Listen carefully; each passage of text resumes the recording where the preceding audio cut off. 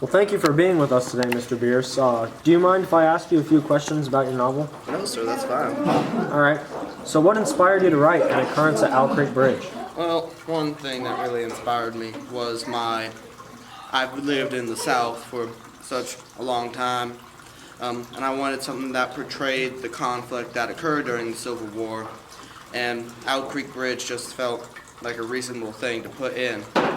It showed how one man's dedication to his cause got him into a conflict, and how one's brain can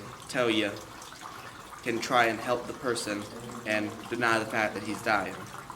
Okay, so I'll stop you right there. You mentioned the Civil War and how it affected everything you wrote. How did it really affect what you wrote? Well, being from the South, the Civil War caused quite a huge uprising and everything, loss of life, etc., etc.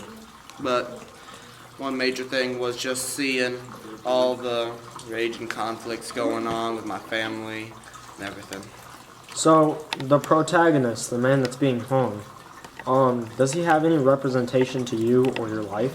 Well, in a way, yes.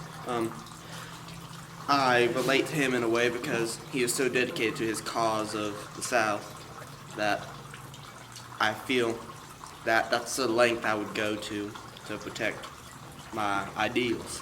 Okay, so I'm guessing that you living in the South and having a life there made you want to write this book about the South? Yes, as I said earlier, the South was very important to me. Again, I've grown up there and lived there as long as I could. One person is amazing in this, and that was my wife. She really helped me while I was writing this story and helped me come up with amazing terms and things for me to put in, and was very insightful when I was writing the part right after he started to get hung and he fell into the water. Gave me the things I needed to be put into the head. Okay, and so as you know, because you were the writer of the book, Owl Creek Bridge is a real place and it's a real setting. And so why did you choose to use this real event or setting as the motivation for your story? Well, I chose this because it was home to the death of a good number of people, along with most places during the Civil War.